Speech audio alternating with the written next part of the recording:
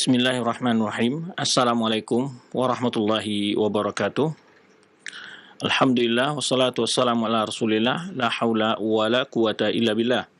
Pemirsa dan pendengar Roja TV dan Radio Roja yang dimuliakan Allah SWT, alhamdulillah kembali di pagi hari ini kita dapat berjumpa melanjutkan pembahasan kita tentang faedah-faedah dari sejarah Islam. Semoga Allah Subhanahu wa taala senantiasa melimpahkan rahmat dan karunia-Nya kepada antum semua, serta memberikan kesehatan, keberkahan di dalam segala nikmat yang telah Allah berikan kepada kita.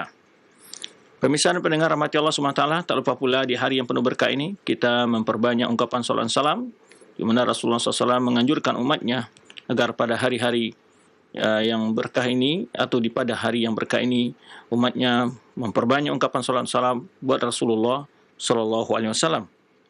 Pemirsa dan pendengar rahmati Allah SWT, pembahasan kita akan melanjutkan pembahasan dari rangkaian penguasa di masa kekuasaan Khilafah Bani Abbasiyah, yaitu Al-Qaim bi Amrillah.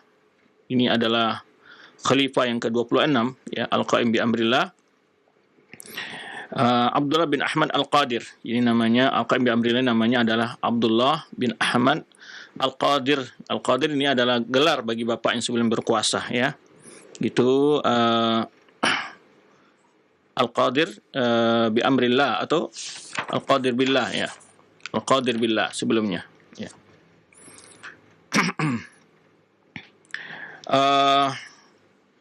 Beliau ini lahir itu di pertengahan bulan Zulqa'dah, itu tahun 391 Hijriah. Ya. Beliau ibunya adalah keturunan Armenia, ya. Namanya disebut dengan Qatrun Nada. Beliau menjadi khalifah Al-Qaim bi Amrillah ini adalah pada tahun 422 Hijriah, ya, sampai 467 Hijriah. Jadi cukup panjang beliau menjadi khalifah, sekitar 42 tahun, ya. Ya, sekitar 42 tahun. Baik, beliau, ya, diangkat menjadi khalifah saat wafatnya ayah kandung beliau, yang mana sebelumnya telah mengangkat beliau sebagai putra mahkota. Itu pada hari Senin, bapak ayah beliau hari Senin tanggal 11 dari Zulhijjah. Jadi masih hari Tasyrik, ya, 11 Zulhijjah tahun yaitu 422 Hijriah. Wa kana waliya ahdihi fil haya, dan sebelumnya Al-Qaim Birlah adalah merupakan putra mahkotanya, itu walil ahad bagi ayahnya, dan yang memberi gelarnya adalah ayahnya sendiri, yaitu huwallazi laqabahu bi Al-Qaim bi Amrillah. Jadi ayahnya sendiri yang memberikan dengan gelar Al-Qaim bi Amrillah. Beliau ini, ya, disebutkan oleh Ibnu Athir, kana jamilan malih al-wajah abyad al-mashrab bil humrah. Beliau orang yang sangat memiliki wajah yang sangat ganteng lah gitu, ya, jamilan. Ganteng. Kalau wanita tentu cantik. Kalau laki-laki adalah ganteng sekali. Malih al-wajah, manis, ya, malih, sangat wajah yang sangat istilahnya rupawan, ya. Abyad al-mashrab bil humrah. Putih, kemudian agak kulitnya ada kemerah-merahan. Hasanul jism, dan juga beliau memiliki postur tubuh yang sangat ideal, ideal. Wari'an dayyinan, dan beliau juga seorang orang yang wara', seorang orang yang sangat wara', ya. Dayyinan juga seorang orang yang menjalankan aturan agama, orang yang sangat beragama, gitu. Zahidan, dan juga seorang orang yang zuhud. Aliman, juga seorang orang berilmu, ya. Dan kalau kita lihat sejarah ayahnya sebelumnya telah kita bicarakan, dan tentu ini hasil dari didikan dari orang tuanya, karena orang tuanya juga sebagai seorang yang berilmu, bahkan memiliki sebuah naskah akidah yang ditulis oleh ayah kandungnya. Kemudian juga bahkan sebelum kita sudah sebutkan, bahkan ayahnya ini dianggap salah seorang dari ulama Syafi'iyah oleh para ulama-ulama Syafi'iyah. Karena begitu dalamnya ilmu beliau, maka tentu tidak diragukan bahwa anaknya tentu mendapatkan asuhan dan didikan dari orang tuanya sendiri. Jadi, dan orang tuanya sebelumnya juga memiliki kepribadian yang cukup baik, itu ya sangat soleh, orangnya wara, orangnya taat beragama, zuhud, kemudian juga berilmu. Qawiyal yakin billah, sangat memiliki kekuatan keyakinan dengan Allah Subhanahu wa taala. Ya, memiliki keyakinan yang kuat dengan Allah Subhanahu wa taala. Kasir sedekah wa sabar, dan juga terkenal orangnya suka bersedekah dan juga memiliki kesabaran yang luar biasa. Ini sifat-sifat tentunya sangat cocok ya, ideal yang bagi seorang pemimpin ya, apalagi tentu juga samping seorang muslim akan lebih cocok jika dia sebagai seorang pemimpin ya dia zuhud. Kezuhudan akan menghambatnya untuk tamak kepada kekuasaan, tamak kepada dunia. Kezuhudan itu akan menghambatnya untuk berbuat zalim terhadap harta-harta yang dipercayakan dalam mengurusnya oleh rakyat kepada dia. Maka itu pentingnya ya, bahwa seorang orang yang memimpin itu adalah seorang zuhud, bukan dia sebagai seorang yang ingin berlomba-lomba dalam kesenangan dunianya ya, atau orang yang berbangga-bangga dengan kekuasaannya, tapi dia adalah seorang orang yang sangat zuhud ya, seorang yang sangat zuhud. Kemudian juga disebutkan ya, wara itu artinya beda antara wara dengan zuhud ya. Wara telah kita sebutkan adalah sangat menghindari perkara-perkara yang syubhat. Jadi antara perkara syubhat, kalau syubhat itu adalah jauh dari perkara-perkara syubhat, disebutlah orang yang sangat wara. Perkara syubhat kalau dalam materi, contohnya dalam harta umpamanya, sesuatu yang dia ragui, apakah ini ya diragukan apakah ini miliknya atau bukan, maka dia adalah sangat berhati-hati dalam seperti itu. Contoh umpamanya jika seseorang ketika duduk di sebuah tempat, saat berdiri dia melihat ada uang yang jatuh ya, namun dia tidak bisa memastikan apakah itu uang dia yang jatuh atau uang orang lain di sana yang sebelumnya duduk di situ umpamanya. Maka seorang orang yang warok, dia akan mensedekahkan saja harta tersebut dan tidak mau mengambilnya untuk dia. Nah, ini dia tidak mengambil harta tersebut karena dia ragu antara harta dia atau harta orang lain. Nah, itu yang warok namanya. Dan ini juga mestinya bagi seorang pemimpin sangat penting memiliki sifat al-warok ini.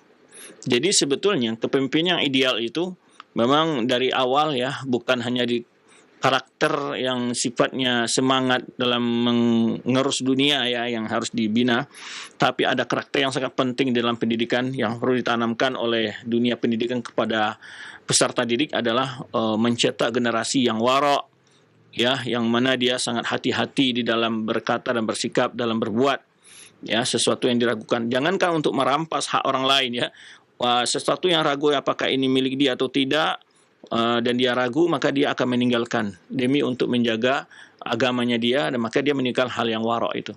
Jadi al-warok itu adalah meninggalkan perkara-perkara yang diragukan, yang syubhat, antara ini hak dia atau bukan, maka dia akan tinggalkan demi untuk menjaga iman dan ketakwaannya dia. Itulah seorang warok. Jadi memang generasi-generasi kita ini dengan sekarang ini yang baik di dalam didikan, di tingkat pendidikan rendah ya, menengah ya, apalagi tingkatan tinggi sebetulnya, yang mana kalau kita lihat nasihat didikan yang karakter ini di dunia pendidikan sangat minim sekali.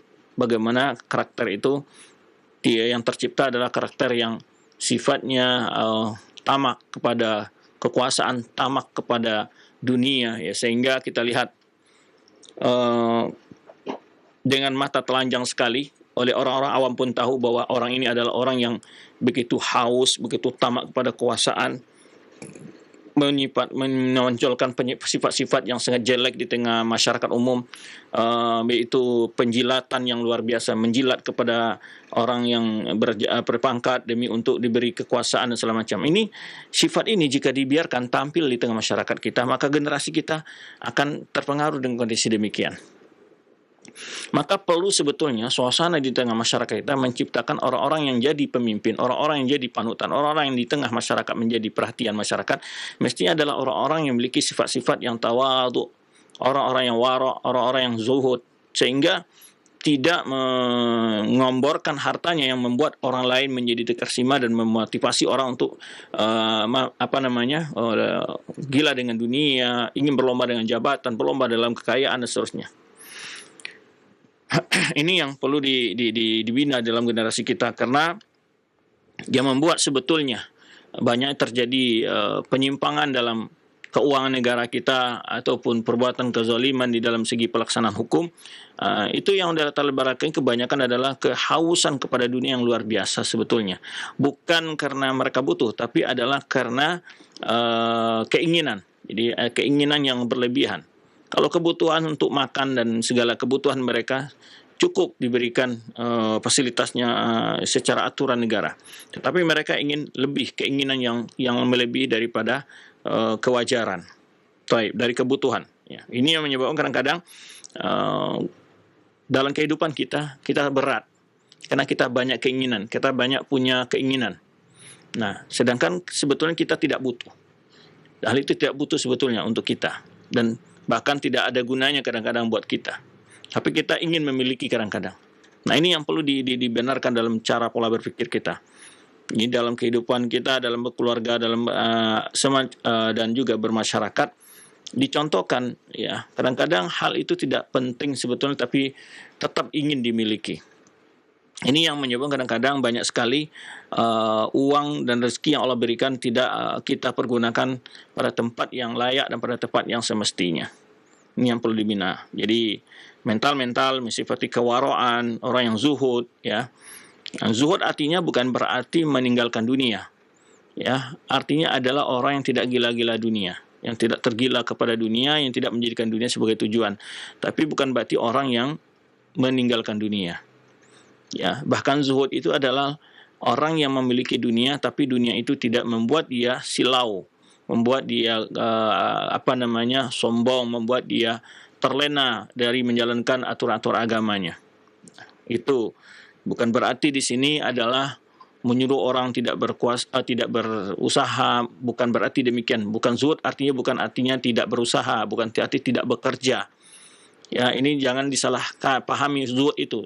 Zuhud itu adalah orang yang kerja keras, yang memiliki berbagai kemampuan, namun dia tidak membanggakan, tidak memperlihatkan kekayaan kepada orang lain.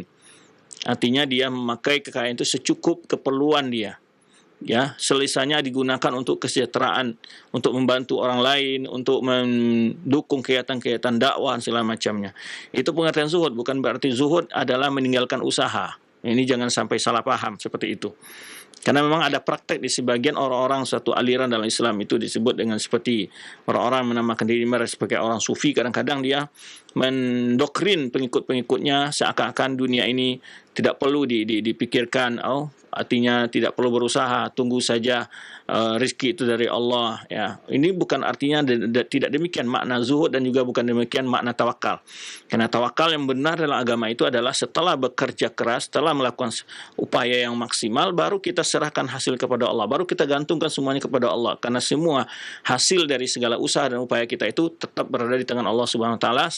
Walaupun kita berusaha maksimal, belum tentu hal itu bisa kita raih apa yang telah kita usahakan tersebut. Nah, ini karena ini yang perlu diketahui oleh kita, karena banyak sekali orang-orang yang kadang-kadang salah persepsi dalam memahami kata-kata warok, kata-kata zuhud, ya. Baik. Kemudian memiliki keyakinan yang kokoh kepada Allah. Ini di antara sifat beliau. Disebutkan para ulama, baik ulama-ulama yang seperti dinukilkan oleh Suyuti dan kitab beliau Tarikh Khulafa, dan juga Imam Ibnu Katsir dalam Bidayah wa Nihayah, beliau menyebutkan tentang sifat yang mulia ini bagi al-qaim bi amrillah. Kemudian juga kasih sedekah. Nah, kalau kita lihat dalam sejarah Islam, ya, dalam pemimpin-pemimpin sejarah Islam yang sebelumnya, kita akan kagum-kagum ya melihat bagaimana penguasa-penguasa Islam itu dulu adalah orang yang suka menghamburkan uang untuk membantu masyarakatnya. Kita lihat ya, itu luar biasa. Nah, itu akan terlihat jelas di dalam sepanjang kekuasaan Islam itu. Dia orang yang khalifah itu adalah orang yang memang karena dia memang memiliki harta yang banyak juga, ya, ada peluang untuk memiliki hal itu, dan harta-harta negara pun diatur penggunaannya oleh dia untuk kesejahteraan masyarakat, terutamanya adalah pelayanan masalah sosial masyarakat dan sosial keagamaannya umpamanya. Nah, ini kita akan melihat bagaimana Sulaikha, salah seorang istri khalifah. Kemudian sebelumnya juga pernah kita ceritakan bagaimana seorang istri khalifah di mana menyumbangkan hartanya untuk kesejahteraan rakyatnya. Berbeda dengan sebagian atau istri-istri penguasa akhir zaman, maka ini barangkali karakter para wanita-wanita yang menjadi pendamping para pejabat itu mesti juga dibentuk, sehingga dia tidak mendorong suaminya untuk berbuat sesuatu yang tidak dibolehkan secara hukum dalam menggunakan anggaran-anggaran yang telah ditentukan. Kadang-kadang sebetulnya yang banyak mendesak sebagian jatuhnya ke korupsi ini, barangkali para peneliti perlu meneliti ini pengaruh istri terhadap terjadi korupsi di tengah lembaga negara. Ini perlu juga diteliti menurut saya gitu. Karena kadang-kadang yang membuat jatuhnya pejabat ke dalam tindakan pidana korupsi kadang-kadang adalah berawal dari kemauan dan keinginan keluarga yang besar untuk memiliki kebutuhan yang luar biasa, rumah, istan, villa, segala macam, keinginan dijadikan sebagai peluang oleh mereka untuk menumpuk dan menikmati berbagai fasilitas kemewahan itu. Nah, ini perlu juga mental para istri-istri, para pejabat, para istri penguasa, itu perlu dididik mereka. Jadi kalau kita lihat mungkin jarang istri-istri para pejabat ada mungkin yang memiliki pengajian di rumahnya, diundang ustadz sekali seminggu umpamanya, diajak umpamanya para bawahannya ada kajian untuk lembaga yang dipimpin oleh suaminya, diadakan kajian membina para istri-istri pegawai itu agar dia bagaimana menghormati, melayani suaminya ketika berangkat kerja segala macamnya. Nah, ini barangkali perlu juga dibangun, tidak hanya kita fokus kepada pejabat yang harus dibina, tapi sebetulnya keluarga mereka, istri mereka sebagai penggerak di belakang itu perlu juga kadang-kadang untuk kita bina mereka dan kita bentuk karakter mereka menjadi wanita-wanita solihah, wanita-wanita yang selalu mengingatkan suaminya untuk mencari yang halal dan seterusnya. Baik. Sebagaimana terdapat dalam kehidupan para salafus soleh, dari para wanitanya berbicara kepada suaminya, sesungguhnya kami bisa sabar menahan lapar, tapi kami tidak sabar untuk menahan panasnya api neraka. Demikian ungkapan kepada seorang istri kepada suami, bagaimana sang suami diharapkan untuk mencari harta yang halal yang akan disuapkan pada anak dan istrinya. Nah, ini penting Jadi kalau kita lihat faedah-faedahnya yang kalau umpamanya diteliti bagaimana sumbangan-sumbangan yang luar biasa dilakukan oleh penguasa Islam, oleh para khalifah kepada rakyatnya itu cukup luar biasa. Tidak terhingga mereka selalu memberikan bantuan-bantuan baik dalam fasilitas yang sifatnya pembangunan sosial maupun untuk pembangunan dakwah. Baik. Lahu inayatul bil adab, dan dia juga orang yang punya perhatian al-qaim bil amri dengan untuk belajar adab. Adab itu adalah semacam peribahasa yang sangat memiliki arti yang dalam sebetulnya. Orang yang berbicara juga dalam bahasa-bahasa penuh hikmah. Maka ini pendidikan juga bagus. Itu diberikan pendidikan adab, karena dari adab itu akan membuat perasaan dan tingkah laku orang halus biasanya. Wa marwatun hasanah bil kitabah, dan juga dia orang yang mengerti masalah menulis. Mu'asir al-adl wal ihsan wal qada' il hawaij. Nah, di antaranya juga orang yang sangat peduli dengan keadilan dan membantu orang-orang yang membutuhkan, kaum papa, kaum miskin, fuqara. Nah, jadi sangat memperhatikan keadilan dan juga sangat peduli dengan membantu para fuqara dan kaum miskin, hawaij wa qadal hawaij. Jadi sebenarnya kalau kita lihat ini bercerita dari pengalaman yang disaksikan pribadi sendiri, baik saat Ramadan itu di mana di setiap kediaman amir itu biasanya akan ada panitia khusus, baik untuk menyalurkan zakatnya atau menyalurkan dana sosial yang sifatnya sedekah, umpamanya infak. Itu ada panitia khusus di kediam amir ya, di salah satu negara lah. Nah, kemudian nanti akan ada juga sumbangan-sumbangan dari amir itu untuk para penuntut ilmu. Ya, mungkin di majelis syekh ini nanti akan dikasih hadiah sekian ribu dolar pokoknya, ataupun kemudian dibagi oleh syekh itu kepada para penuntut ilmu hadiah setiap tahunnya. Luar biasa sebetulnya. Maka senang ya melihat bagaimana kalau memang seorang penguasa tadi motivasinya adalah untuk berkhidmah kepada agama dan memajukan negaranya sendiri. Jadi luar biasa perhatiannya begitu. Banyak sekali momen-momen biasanya jika kita di sana gitu ya, satu negara yang peduli dengan Islam itu luar biasa. Banyak sekali momen-momen kepedulian ditunjukkan oleh seorang penguasa kepada penuntut ilmu, kepada para ulama ya. Luar biasa. Nah, juga bantuan-bantuan sosial lainnya biasanya, dan itu memotivasi. Jadi pengaruh ini seorang pemimpin buat demikian itu mempengaruhi para orang-orang yang asari, orang-orang yang memiliki harta banyak. Orang-orang kaya pun terinspirasi, termotivasi dengan sikap itu, sehingga di sebuah negara tersebut ya itu luar biasa. Kalau di bulan-bulan saat apalagi bulan Ramadan itu orang-orang kaya itu berlomba-lomba memberikan berbagai sumbangan kepada fakir miskin. Jadi memang terasa bagaimana kehidupan saling perhatian itu di komunitas-komunitas yang mereka terbentuk dengan karakter yang bagus dalam pengetahuan agamanya dan sosialnya. Sebetulnya apa yang diceritakan di dalam sejarah Islam tentang hal ini juga tidak asing ya bagi sebagian pemimpin kaum muslimin ya. Sebetulnya ya, karena kita menyaksikan bagaimana perhatian para amir itu dalam memberikan bantuan-bantuan kepada penuntut ilmu, kepada masyarakatnya. Demikian pula perhatian orang-orang kaya yang memiliki harta itu, dan demikian juga. Jadi saling berlomba mereka untuk mendukung ya kegiatan-kegiatan yang sifatnya mendorong semangat para pemudanya menuntut ilmu untuk berbuat terbaik bagi umatnya. Nah, ini kita katakan bahwa pengaruh tauladan dari seorang pemimpin itu sangat mempengaruhi rakyatnya. Jadi para pengusaha, para hartawan, ini tujuannya tidak menumpuk harta saja. Ya, dan tujuan juga ketika dia membuka lapangan kerja tidak hanya untuk sekedar ingin mencari keuntungan, tapi ingin membuka lapangan kerja dengan sebaik-baiknya dan membantu orang-orang yang susah mendapatkan pekerjaan.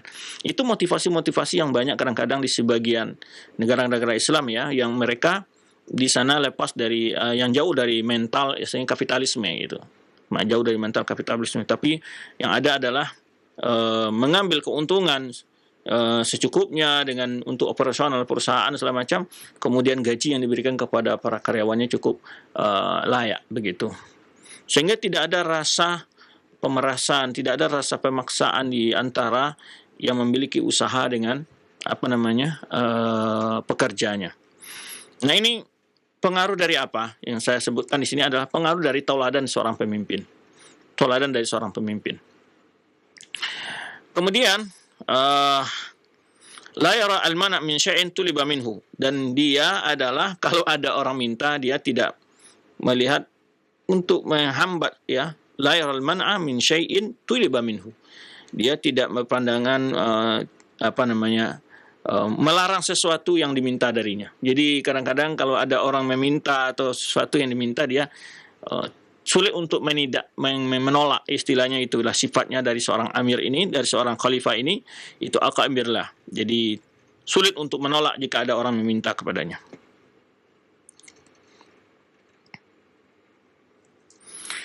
Kemudian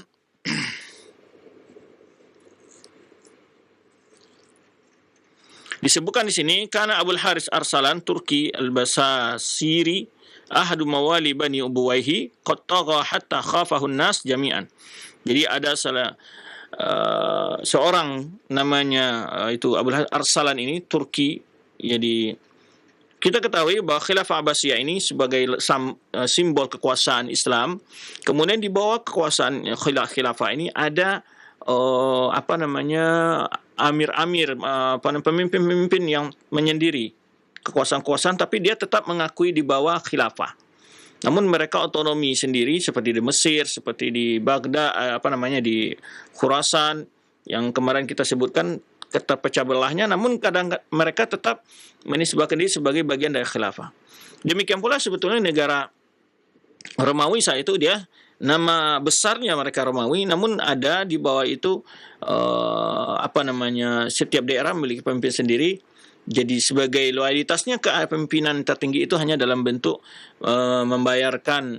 melaporkan keuangan negaranya, ya kadang-kadang pun tidak ya.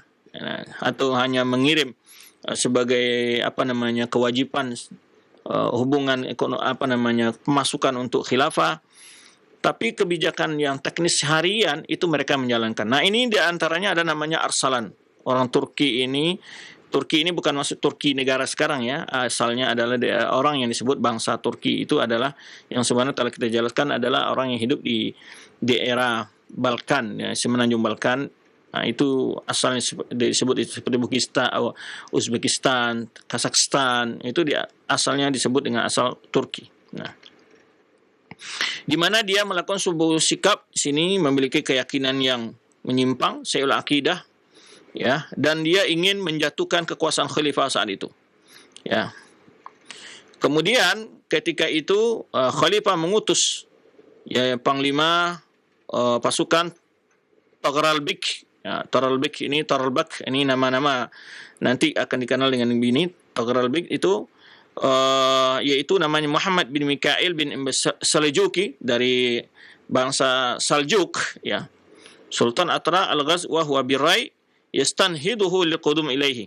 Jadi dipanggil oleh khalifah untuk menghambat keinginan dan kemauan dan rencana buruk daripada salah seorang panglima, yaitu namanya Arsalan tadi Turki. Summa aharkat dar Basir, kemudian dia datang dan wa qadama Taghralbek ila Baghdad. Datanglah Taghralbek ke Baghdad untuk menjaga istana khalifah. Wasta'na khalifah bidukhuliha fa azina lahu. Kemudian dia minta izin kepada khalifah untuk masuk, maka diizinkan pada tahun 447 Hijriah. Ada perbedaan pendapat terjadi saat khalifah dengan Bayasiri, salah seorang juga pasukan panglima yang lain. Fatarka Bayasiri Baghdad wa lam yadkhulha ma'al Malik ar-Rahim alladhi ja'a min wasit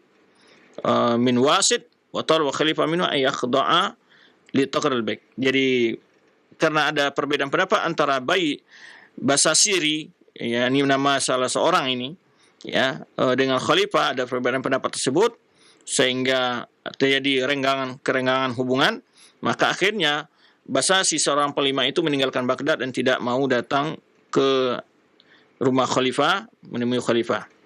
Taib. Dan saat itulah khalifah mengatakan dia harus berada di bawah kepemimpinan tunduk atas aturan Taghralbek. Ya. Taghralbek ya. Kemudian ini wattajaha Basi ila rahbah wa mana'at bid'atan hayya 'alal khairil amal fil adzan.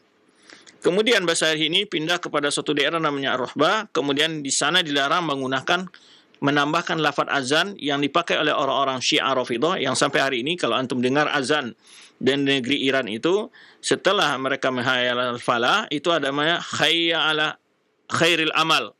Ini satu bid'ah yang mereka ingin beda dari kaum muslimin semua, ya, menambahkan lafaz hayya 'ala khairil amal. Itu dilarang oleh. Kemudian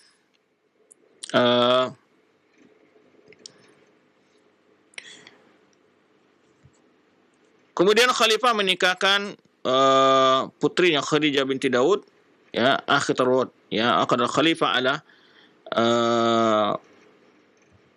untuk menikahi salah seorang putri dari saudara Taghralbek ini. Wa sabasi sahib Mesir Multasir al-Ubaidi wa talab minhu ayyubayahu wa yad'u lahu. Ini kisah kepolitikan di sini, di mana di Mesir juga ada penguasa Syana Fatimiyah yang dikenal dengan sebut Al-Mustansir. Al-Mustansir nama gubernurnya Al-Ubaidi, berkeyakinan Ubaidiyah. Ubaidi ini aliran kebatinan yang mereka mengaku sebagai Daulah Fatimiyah. Namun ya terjadi perselisihan antara berapa pimpinan pasukan perang ini, tentara ini, sehingga menyebabkan terjadinya semacam tarik menarik dalam kekuasaan. Ya. Namun akhirnya setelah itu wayat ilai yubayu, kemudian di sini meminta kepada penguasa Mustansir Ubaini, meminta kepada Al-Basasiri untuk bayat kepadanya, ya. Kemudian wa ayyamdahu huwa bil jundi wal amwal, akan membantu ya dengan jika dia mau berbayat dengan pasukan dan juga harta. Kemudian dengan syarat dia mau datang ke Mesir untuk membayat Al-Mustansir Al-Ubaidi ini. Baik. Tetapi Al-Mustansir ini kepada Al-Basasiri tidak yakin dengan kepercayaan yang penuh kepada dia, ya. Sehingga hanya cukup membantu dengan di pasukan dari Syam dan tidak memberikan harta. Ketika itu nafsihi qad tamaka Basiri min iqa'i baina taral baik wa baina akhihi li ummihi Ibrahimna. Di sini ada permainan di mana Al-Basasiri ini mengadu domba antara dua orang saudara, Taral baik dengan saudaranya namanya Ibrahim Yannal, ya, saudara dari seibu, untuk memberikan kekuasaan saudaranya itu. Sehingga Taral baik sibuk menghadapi rencana saudaranya ini yang diprovokasi oleh salah seorang namanya Basasiri ini. Kemudian menyerang ke Baghdad pada tahun 450 Hijriah, ya. Dan dia didukung oleh pasukan dari Mesir, ya. Sehingga terjadilah pertempuran antara keduanya saudara ini. Wa khatafa badal Mustansir Ubaidi bi isna'i jamil khalifah. Sehingga saat itu khutbah itu diatasnamakan untuk Mustansir Al-Ubaidi yang ada di Mesir, kecuali masjid yang dibangun oleh khalifah atau di istana khalifah. Ini kisah kepolitikan sedikit di sini disebutkan, ya.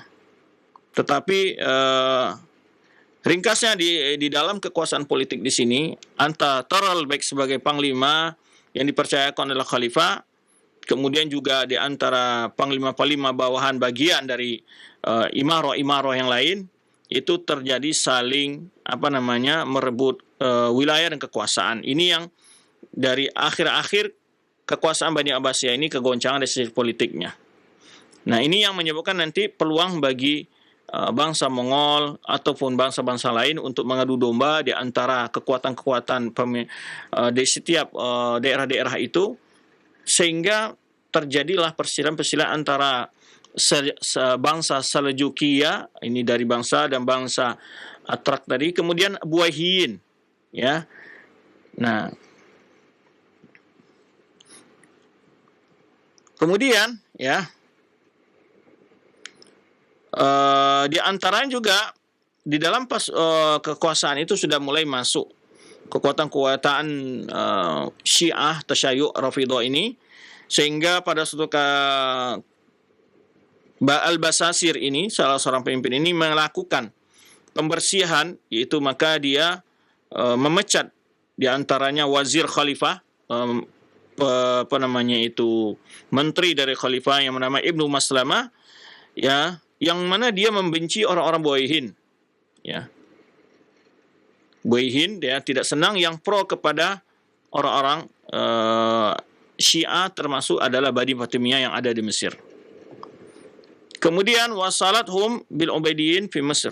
Ini disebutkan di sini, mereka menjalin hubungan orang-orang Syiah yang ada di Baghdad dengan Syiah yang ada di Mesir, karena Bani Fatimiyah itu adalah Syiah juga, tetapi dalam aliran sekte lain yaitu Al-Batiniyah. Ketika dalam perselisihan Taghrul-Bek dengan saudaranya Ibrahim, ya,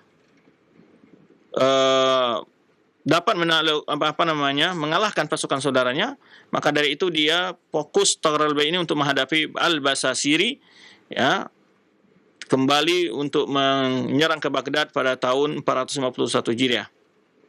Baik, kemudian ketika itu pasukan Al-Basasiri dapat ditaklukkan oleh Taghrul-Bek, maka khalifah pun bisa dikembalikan karena Al-Basasiri ini berkeinginan untuk mencaplok dan ingin merebut menjatuhkan khilafah Bani Abbasiyah. Dan ini yang dijaga oleh Taghrul-Bek, ya. Akhirnya khalifah kembali lagi ke istananya. Walam yanam ba'da illa ala firasil musallahu.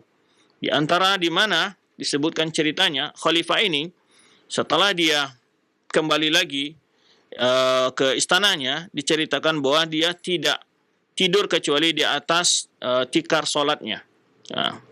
Walazima siyam wal qiyam. Ini bukti ketakwaan dari khalifah ini, dan dia selalu puasa dan qiyamul lail. Wa afa an kulli man azahu, dan dia memaafkan dari pasukan Al-Basasiri orang-orang yang telah berbuat ingin mengkudeta atau ingin menjatuhkan beliau. Beliau memaafkan seolah orang-orang yang pernah menjadi lawan beliau dan lawan politik beliau, ya, orang yang pernah menyakiti beliau dimaafkan semua, ya. Kemudian walam yastatid syai'an mimma nahaba min qasri illa bithaman, ya.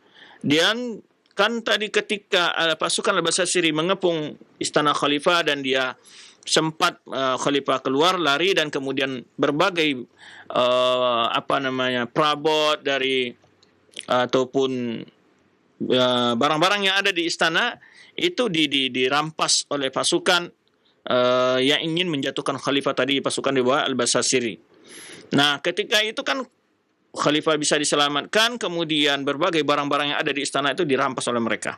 Nah, setelah kembali lagi istana itu dikembalikan lagi, khalifah kembali ke istananya, itu rumahnya, istananya banyak yang hilang dan banyak yang diambil, tapi khalifah tidak pernah menuntut untuk dikembalikan.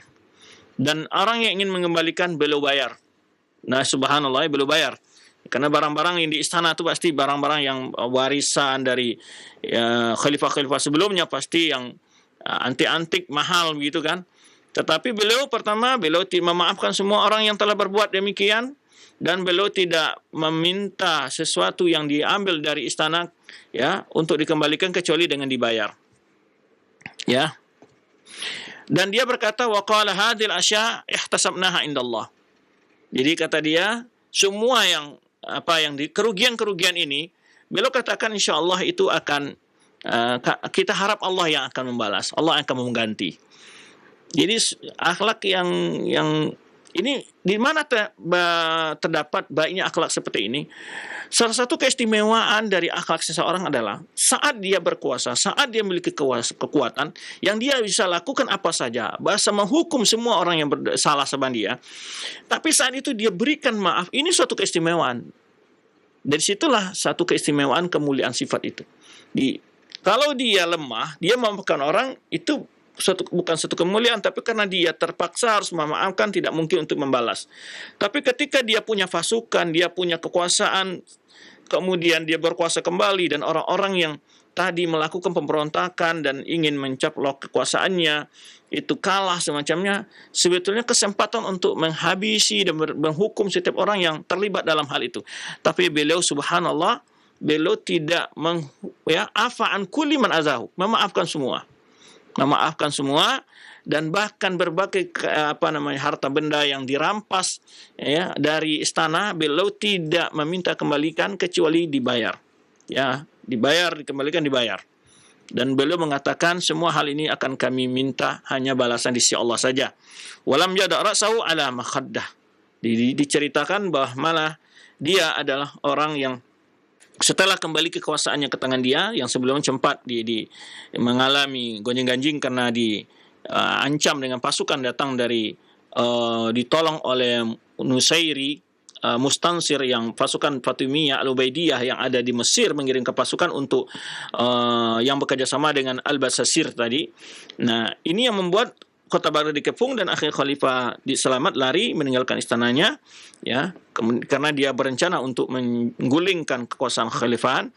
Namun saat itu tadi saya bukan Khalifah minta bantu kepada Togharul Bait untuk menyiapkan menjaga kota Baghdad dari penyerbuan itu. Dan kemudian dalam waktu yang sama taktiknya Al-Basasir tadi adalah membuat bagaimana Togharul Bait ini tidak bisa fokus untuk menjaga Baghdad, tapi dibuat lawan baru, yaitu dia adu domba dengan saudara seibunya, dan di mana Basasir ini menjanjikan jika dia menang, ya, bahwa kekuasaan akan diberikan kepada saudara Togharul Bait kalau dia mampu menghadapi Togharul Bait ini. Jadi begitu, dia ingin memfokuskan Togharul Bait untuk sibuk dengan saudaranya. Nah, ini taktik yang licik dalam pertempuran, yang kemudian dia ingin masuk dengan tenang, tidak ada pasukan yang menghambat dia ketika mau menyerang khalifah di Baghdad. Teori-teori sebegini akan berlangsung dalam banyak peristiwa sebetulnya. Maka ini juga, ya, bukan kita mengajarin para pasukan keamanan negara kita, tidak. Ini perlu difokuskan oleh kita. Jadi di mana kadang-kadang kondisi sebuah negara itu diciptakan suasana di mana mereka lupa untuk mewaspadai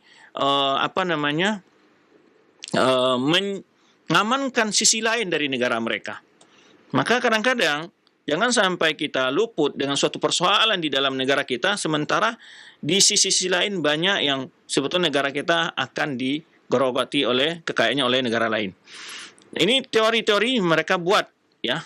Kalau kita bisa buat, umpamanya, mereka akan sibukkan umat Islam dengan urusan dalam negeri mereka, ya, sehingga negara mereka tidak maju-maju. Ya, kesibukan mereka dalam negeri ini, mereka melakukan perbuatan lain di negara lain, menyolimi negara lain, mereka tidak akan dapat berpikir untuk membantu yang lain. Justru mereka lebih fokus dulu kepada negara mereka sendiri. Dan ini teori-teori ini yang dilakukan saat bagaimana terjadinya berbagai penindasan bagi kaum muslimin, negara kaum muslimin yang lain, negara muslimin yang lain dibuat sebuah urusan yang menyibukkan dia juga, sehingga tidak sempat berpikir untuk mengomentari, ya, untuk berbicara dengan kezaliman yang ada di negara lain bagi kaum muslimin.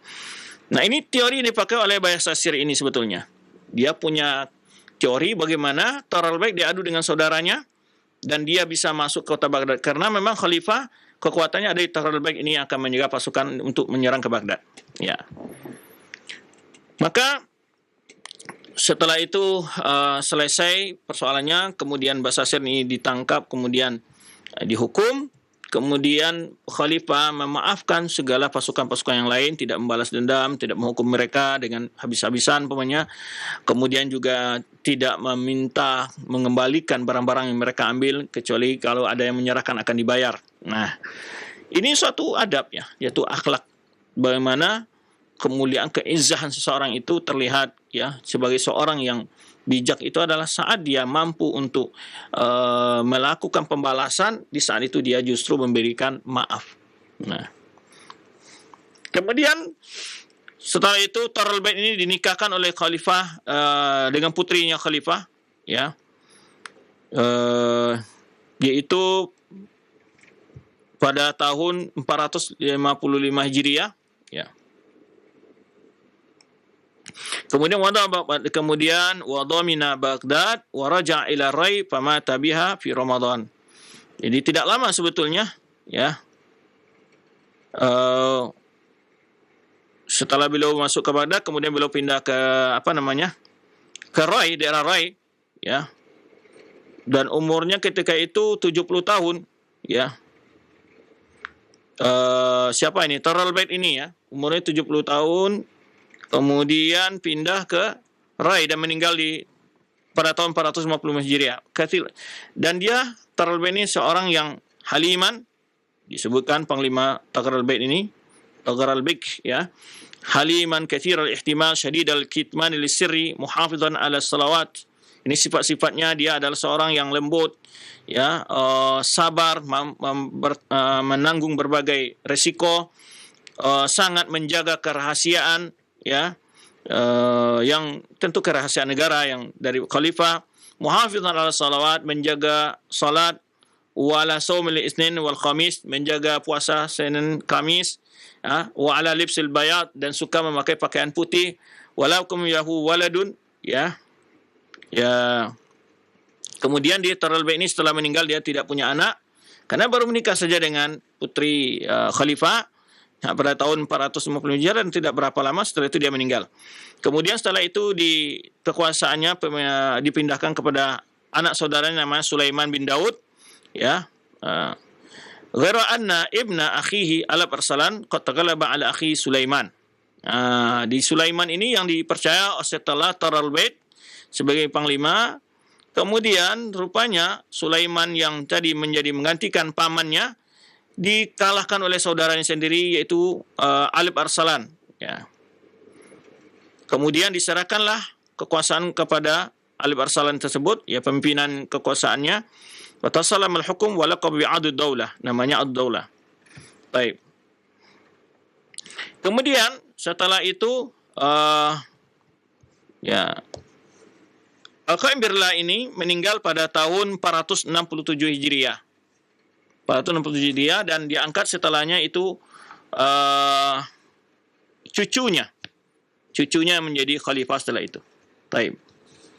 Ini sedikit sejarah bagaimana kekuasaan di masa Al-Qaim bi Amrillah, ya.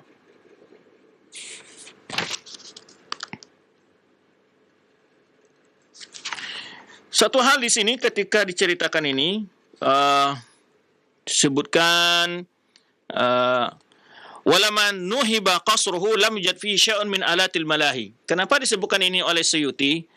Ketika istana khalifah itu dijarah, tidak ada ditemukan di istana itu alat hiburan. Tidak ada alat musik, tidak ada alat hiburan apa-apa. Kenapa ini disebutkan oleh penulis sejarah? Tentu menunjukkan bahwa bagaimana akhlak dan bagaimana agama seseorang ini. Jadi, di rumahnya tidak ditemukan sama sekali, di istana itu tidak ada ditemukan alat-alat hiburan, ya. Hiburan, apakah gambus atau macam-macam, nggak ada ditemukan, menunjukkan bahwa bersihnya istana itu dari perbuatan-perbuatan yang tidak sesuai dengan ajaran agama. Karena memang ma'ruf, ya, di biasanya penguasa-penguasa, sebagian penguasa itu ada yang juga memiliki hiburan di rumahnya, ya. Ada sebagian yang mungkin terlibat minum khamar juga, bapaknya. Dan ini ketika istana itu dijarah, itu tidak ada ditemukan di dalam istana itu alat-alat yang sifatnya hiburan. Nah, ini menunjukkan bahwa beliau ini seorang orang yang sangat soleh, ya. Kemudian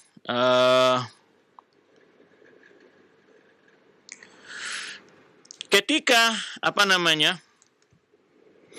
khalifah ini ditangkap oleh Basasir tadi, kan ketika dia menyerang ke Baghdad, khalifah kan tempat ditangkap di sini sebutkan.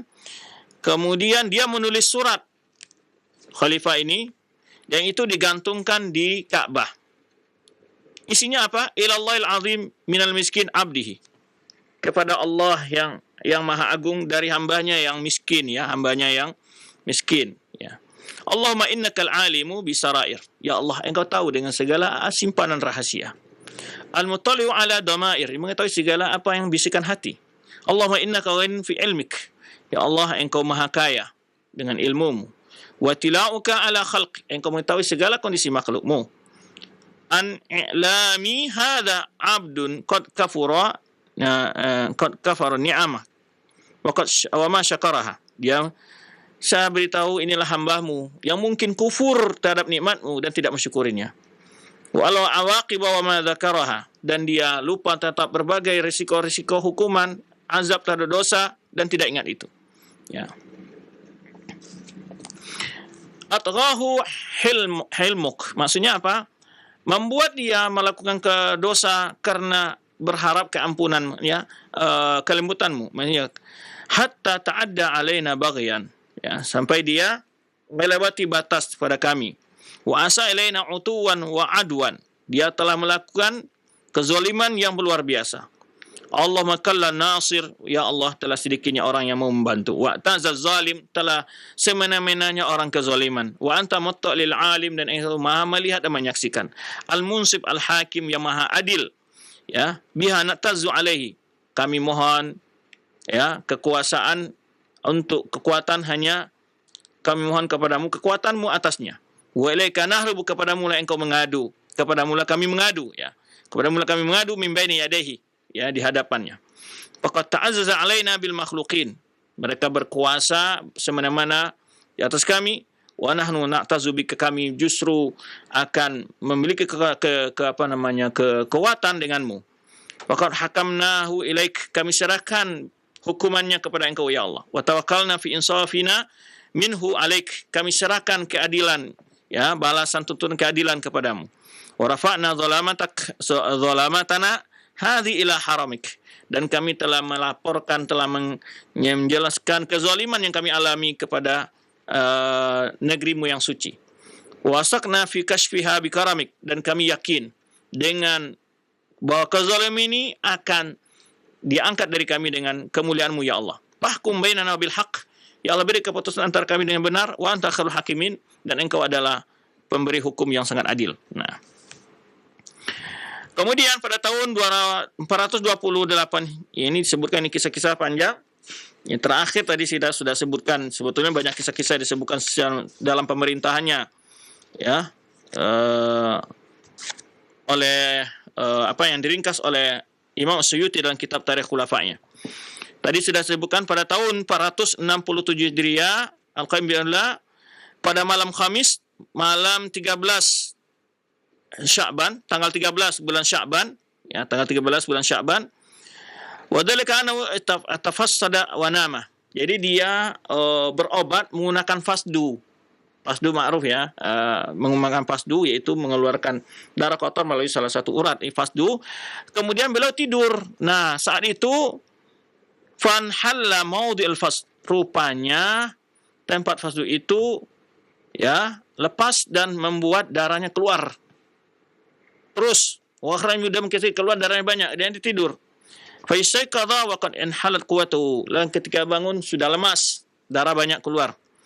Wa talaba hafidahu walil ahad, ya, maka dia panggil cucunya yang menjadi putra mahkota untuk menggantikan sebagai penguasa. Wa wasahu, dan dia berwasiat. Kemudian dia wafat, ya, dan masa khalifahnya adalah sekitar 45 tahun. Masa khalifahnya sekitar 45 tahun. Nah, inilah kekuasaan Al-Qaim bi amrillah. Di dalam kekuasaannya banyak sekali peristiwa-peristiwa sebetulnya, baik peristiwa musibah-musibah, ya, baik itu terjadinya banjir, adanya wabah penyakit, banyak terjadi, dikisahkan bagi daerah-daerah sini, ya. Disebutkan di sini ceritanya, di antaranya pada tahun 464 Hijriah itu terjadi, yaitu Al-Ghala di Mesir. Di Mesir terjadi barang-barang naik harga yang luar biasa. Sampai diceritakan hatta akalat imratu raghifan bi alfi dinar. Jadi satu roti saja itu harganya 1000 dinar. Wa kausural waba ilal ghaya. Banyaknya wabah penyakit yang terjadi saat itu. Kemudian juga terjadi banjir yang luar biasa di kota Baghdad dengan meluapnya Sungai Dajlah, Tigris, ya. Itu naik sekitar 30 hasta naik sungai itu, ya. Dan belum pernah terjadi semisal seperti itu kejadian. Wahala kata amwal anfus wa dawab, banyak sekali korban baik manusia maupun binatang-binatang ternak, dan juga harta manusia hancur, ya. Dan manusia warakibatun nas fi sufun, kemudian manusia naik perahu lah, ya, kena banjir. Wa kamatul juma'a fi tayyar ala wajhil ma' marratain, sehingga berarti 2 minggu, ya, mereka melaksanakan Jumatan di atas kapal. Wa qamal khalifah itadar ila Allah wa sarat Baghdad maklatan wahida wa hadama mi'at alaf darin wa aksar. Di mana khalifah tadarru ila Allah, ini sifat seorang pemimpin, dia mengadu kepada Allah, memohon kepada Allah, berdoa kepada Allah, ya, sehingga diceritakan pada tahun tersebut, yaitu runtuh rumah bangunan sekitar 100.000, ya, bangunan yang roboh.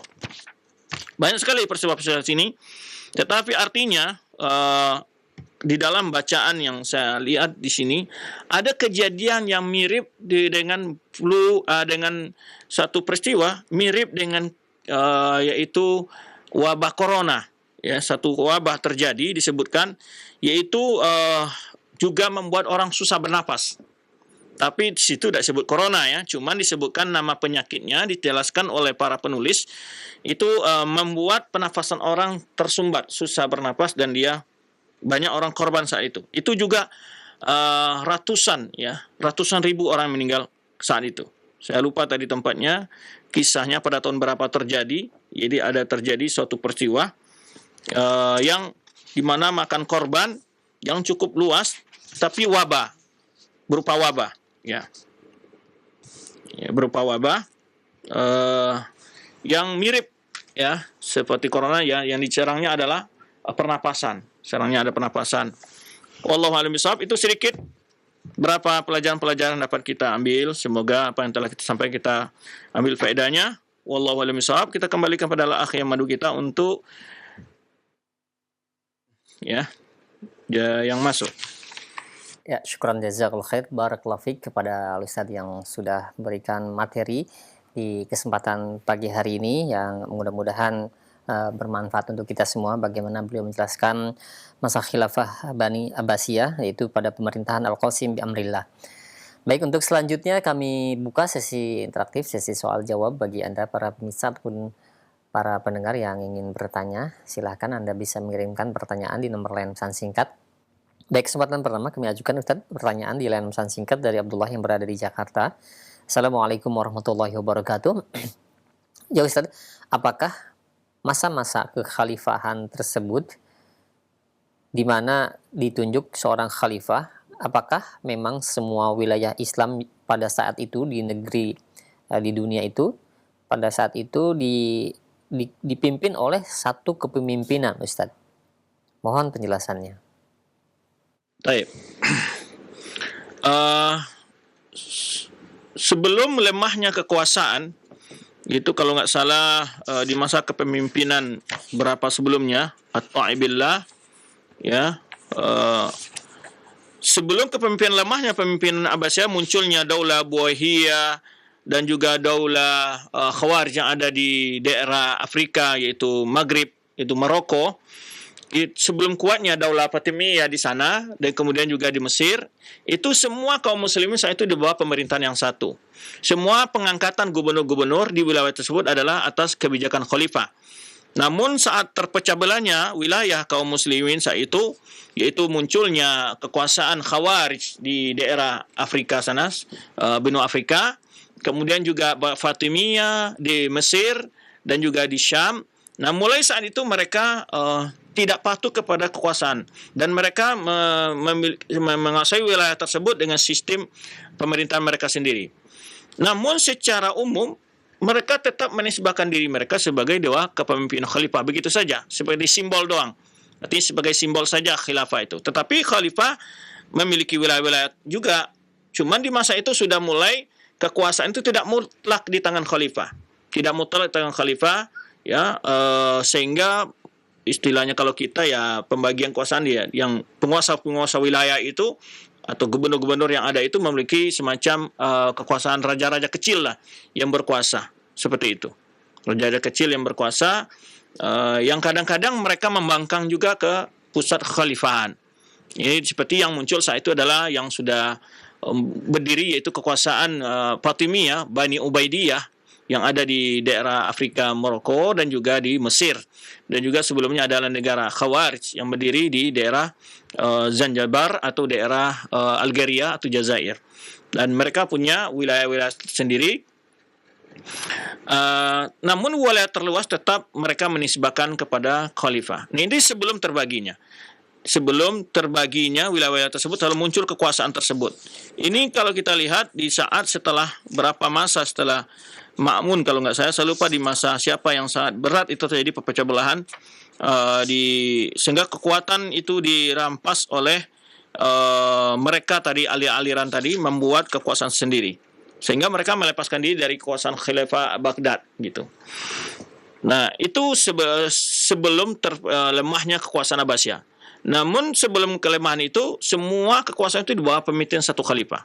Apalagi di masa Khalifah Rasyidin, di masa Umayyah, semua itu di bawah pemimpin khalifah satu. Di masa Abbasiyah, sebelum terjadi kelemahan Abbasiyah, itu pada abad ke-4 Hijriah, ya, abad ke-3 Hijriah itu masih di 200-an sekian ya, sebelum abad 300-an, 300-an ke atas, itu masih di bawah kepemimpinan yang satu, khilafah yang satu.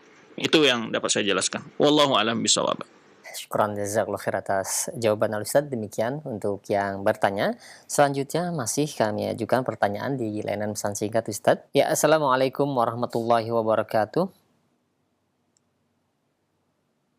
Ya Ustadz, bagaimana dengan keadaan kaum muslimin sekarang, di mana pemerintahan semua terbagi-bagi di setiap negara-negara?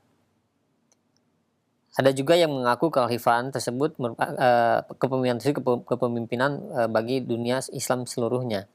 Nah, apakah sikap kita pemimpin-pemimpin yang memimpin di suatu negeri itu merupakan pemimpin kita yang sebenarnya, Ustadz? Rasulullah Shallallahu Alaihi Wasallam hadis Safina menyebutkan khilafatun wa salasuna summal muluk, dalam riwayat lain sumaitullah mulkau lima yasha. Rasulullah menyebutkan bahwa pemerintahan yang hakiki berbentuk khilafah itu ada selama 30 tahun. Disebut khilafah nubuwah. Ya, disebut dan dinisbahkan khilafah nubuwah. Nah, benar-benar menjalankan sistem khilafahan dengan sesuai dengan khilafah nubuwah. Setelah 30 tahun kata Rasulullah itu akan terjadi semacam kekuasaan, kerajaan-kerajaan. Maka oleh itu sebagian ulama menyebutkan bahwa awal raja dalam Islam itu raja yang paling adil adalah Muawiyah. Karena khilafah Muawiyah itu dalam bentuk kerajaan. Itu yang menyebut juga summal muluk, subtilul muluk. Allah berikan kekuasaan setelah itu kepada raja berbentuk kerajaan. Setelah khilafah bentuk kerajaan. Di dalam Islam sebetulnya yang jadi persoalan yang penting itu adalah bagaimana tatbiknya di dalam kekuasaan. Bukan nama yang penting. Kalau tidak nama khilafah berarti tidak wajib taat, bukan begitu. Tapi tatbiknya yang penting, maknanya itu. Karena istilah-istilah ini akan memiliki pemahaman yang berbeda antara orang ke orang lain.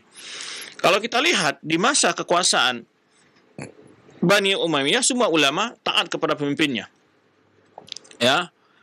Maka oleh sebab itu disebut khilafah karena khilafah Bani Umayyah lanjutan dari khilafah Ar-Rasyidin.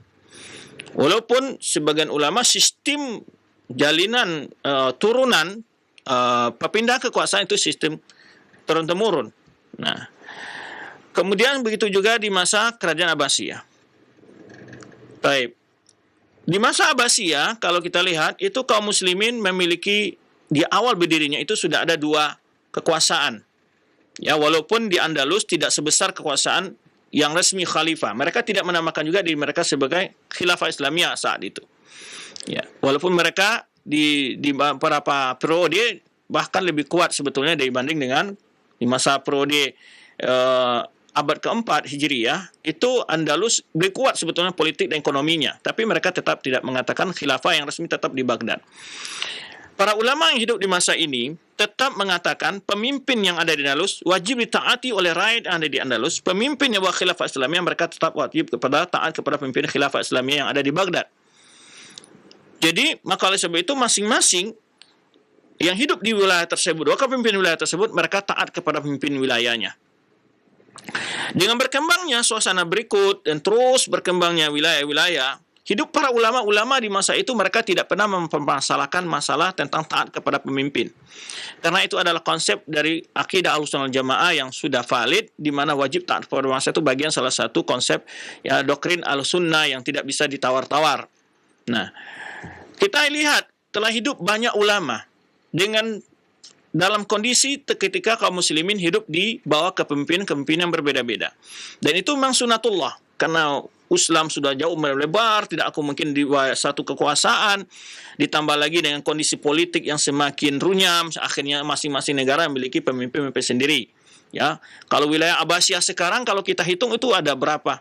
Udah ratusan negara di bawah wilayah Abbasiyah sekarang, ya kan? Ya, karena itu termasuk semenanjung Arab, kemudian semenanjung yang ada di Balkan, kemudian sebagian daerah Afrika, dan sebagian daerah di Eropa masuk kepada Abbasiyah semua itu. Ya, ratusan negara sekarang hanya di bawah satu khalifah saat itu.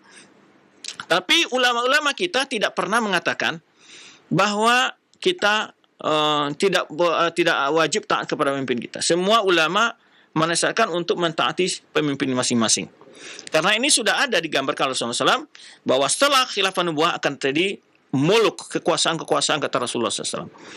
Kemudian dalam hadis-hadis ketika Rasulullah menyebutkan terjadinya fitnah-fitnah, akan adanya banyak kekuasaan, saling merebut semacam. Kemudian Rasulullah terjadi fitnah yang sangat berat ketika sebelah hadis Hudzaifah menjelaskan, Rasulullah tetap memerintahkan agar kaum muslimin taat kepada pemimpinnya selama tidak memerintahkan hal yang bertentangan dengan ajaran agama. Ya. Kalau bertentangan ajaran agama, apa artinya kita juga taat? Tidak boleh taat. Tapi bukan berarti pula kita menjadikan itu sebagai dalil untuk beda antara ketaatan dengan mengguling kekuasaan. Kalau memberontak, itu sama sekali tidak ada peluang. Tidak ada dalam Islam memberontak kepada para pemimpin kaum muslimin, itu haram mutlak. Ya, tidak dibolehkan. Tetapi ketaatan bergantung kepada sesuai dengan perintahnya tadi, tidak bertentangan dengan agama, kita boleh taat. Kalau bertentangan kita taat, tetapi bukan berarti kita menentang perintah-perintah yang lain. Hanya tidak ditaati perintahnya yang menyelisihi hukum agama saja. Tapi bukan berarti itu dijadikan sebagai batu loncatan untuk menolak perintah yang lain, untuk menjatuhkan kekuasaannya. Nah, ini yang perlu dipahami. Maka oleh sebab itu, dimanapun kita kaum muslimin hidup sekarang, mereka wajib taat kepada pemimpinnya di mana wilayah kaum muslimin di situ. Ya, jadi kita taat kepada pemimpin kita. Orang Malaysia taat kepada pemimpinnya. Ya, orang Brunei demikian pula. Ya. Kemudian pula negara-negara Timur Tengah memiliki pemimpin-pemimpin tersendiri. Mereka taat kepada pemimpinnya. Ya, walaupun tidak berbentuk khalifah, tidak bernama khalifah. Karena jabatan kepemimpinan dalam Islam itu ada imarah, ada malik, ada khalifah, ya. Kemudian di dalam istilah-istilah yang kalau nggak salah saya bahas dalam tulisan, yaitu pandangan politik Ahlussunnah terhadap penguasa, di sana saya sebutkan berbagai jabatan, penyebutan jabatan pimpinan dalam Islam itu. Ada disebut imam, ada disebut amir, ada disebut khalifah, ya, dan seterusnya.